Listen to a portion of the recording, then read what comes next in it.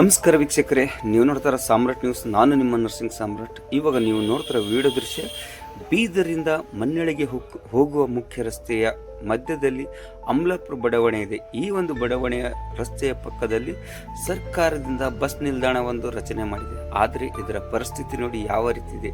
ಇದಕ್ಕೆ ಅಧಿಕಾರಿಗಳು ಯಾವಾಗ ಕಟ್ಟಿ ಹೋಗಿದ್ದಾರೆ ಆವಾಗಿಲಿಂದ ಇಲ್ಲಿಗೆ ಯಾರೂ ಕೂಡ ಬಂದಿಲ್ಲ ಅನಿಸುತ್ತೆ. ಇದರ ಪಕ್ಕದಲ್ಲಿ ಇದರ ಬಸ್ ಸ್ಟ್ಯಾಂಡ್ನಲ್ಲಿ ಯಾರೂ ಕೂಡ ಬರುವುದಿಲ್ಲ. ಸಾರ್ವಜನಿಕರು ಎಂಥ ಬಸ್ ನಿಲ್ದಾಣದಲ್ಲಿ ಯಾವ ರೀತಿ ಕೂಡುತ್ತಾರೆ, ಹೇಗೆ ಕೂಡಬೇಕು, ಅಧಿಕಾರಿಗಳು ಯಾವ ರೀತಿ ಮೈ ಮರೆತು ಕೂತಿದ್ದಾರೆ. ಕೂಡಲೇ ಸಂಬಂಧಪಟ್ಟ ಅಧಿಕಾರಿಗಳು ಯಾರಿರಲಿ ಇದನ್ನು ದುರಸ್ತಿ ಮಾಡಿ ಇದು ಸಾರ್ವಜನಿಕರು ಇದನ್ನು ಬಳಕೆ ಮಾಡುವ ರೀತಿ ಮಾಡಬೇಕೆಂದು ಈ ಮೂಲಕ ತಮ್ಮ ಗಮನಕ್ಕೆ ತರಬಯಸ್ತಾ ಇದ್ದೇನೆ. ನಮಸ್ಕಾರ.